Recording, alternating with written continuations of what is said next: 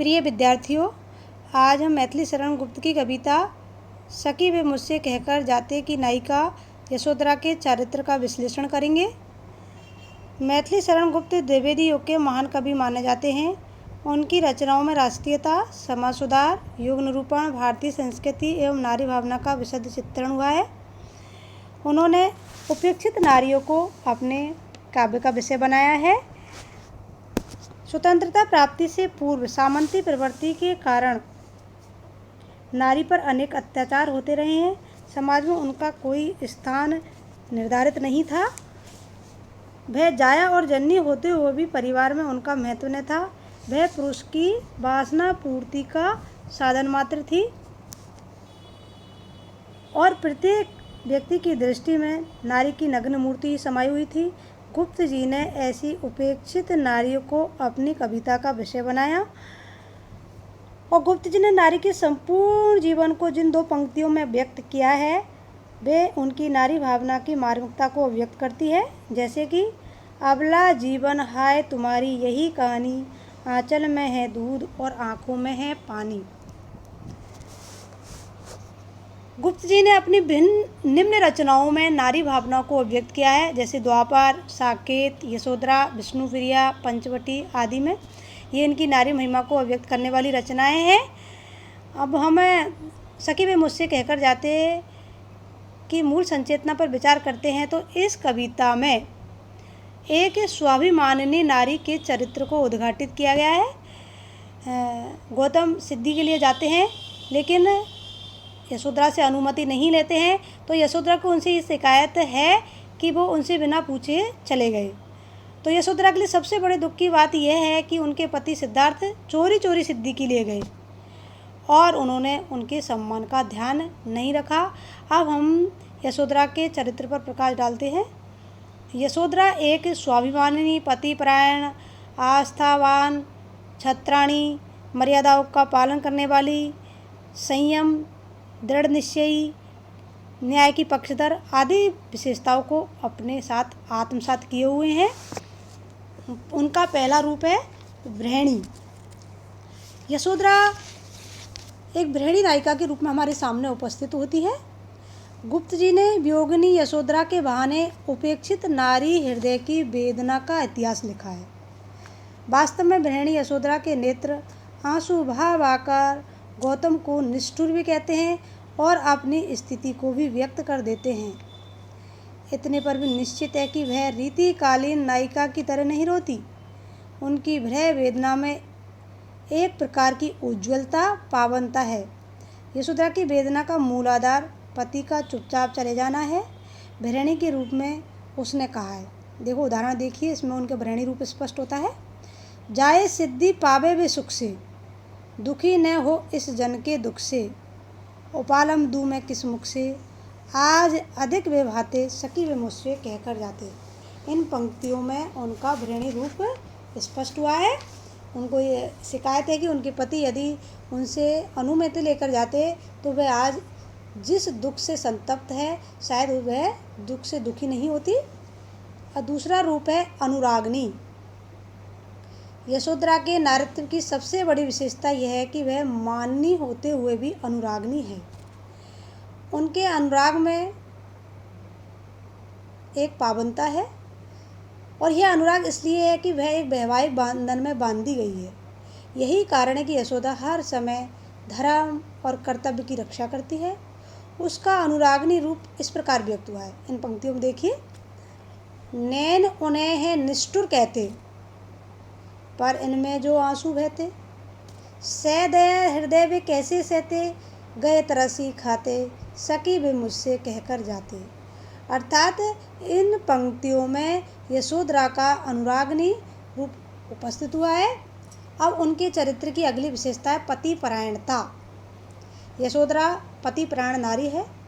उनका कहना है कि उनके पति उनको बहुत मानते हैं फिर भी पूरी तरह पहचान नहीं पाए।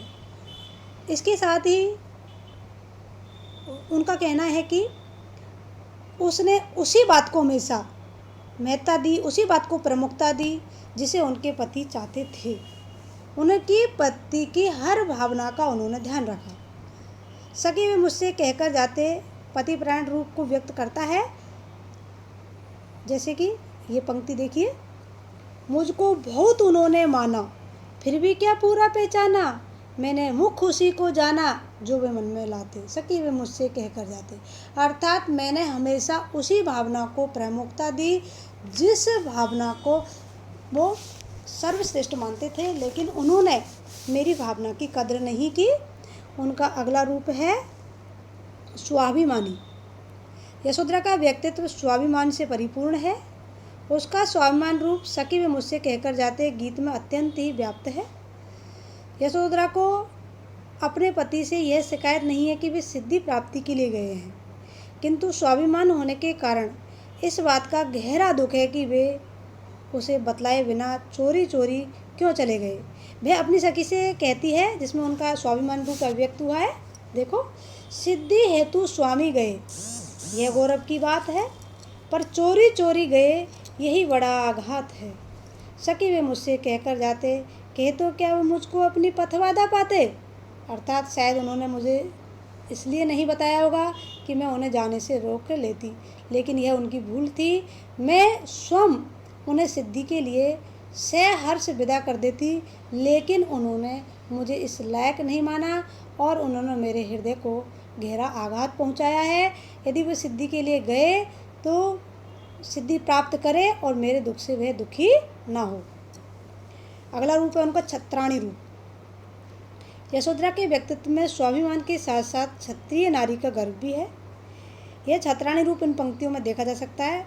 स्वयं सुसज्जित करके क्षण में प्रियतम को प्राणों के प्रण में हम ही भेज देती है रण में, सखी वे मुझसे कहकर जाते। छात्र धर्म के नाते सखी वे मुझसे कहकर जाते, अर्थात वो ये कहती है कि हम छत्राणी हैं और हम अपने पतियों को स्वयं ही देश की रक्षा के लिए रण क्षेत्र में भेज देती है, लेकिन मेरे पति बिना बताए चले गए, इसलिए उन्होंने मुझे पूरी तरह नहीं पहचाना। आस्था की प्रतिमूर्ति। अगला उनको जो चारित्र की विशेषता है वह आस्था की प्रतिमूर्ति।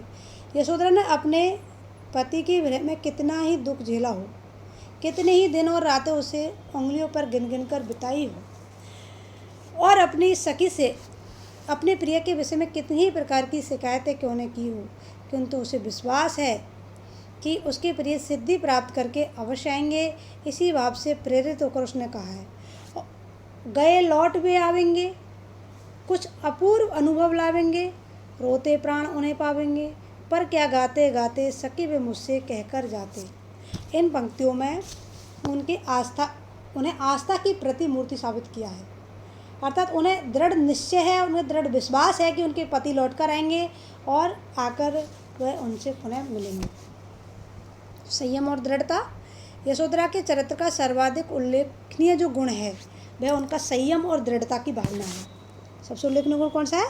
संयम और दृढ़ता की भावना। उनके संयम और दृढ़ निश्चय को रे मन आज परीक्षा तेरी गीत में भी देखा जा सकता है। उनका ये गीत है रे मन आज परीक्षा तेरी। इस गीत में भी उनका जो संयमी रूप है, जो दृढ़ रूप है, वह बहुत ही सफल बन पाया है।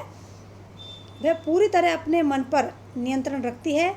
उसे यह पता लग जाता है कि प्रियतम नगर में आ गए हैं और स्वागत के लिए लोग एकत्रित हो गए हैं, किंतु फिर भी वह राजमहल में से नहीं निकलती।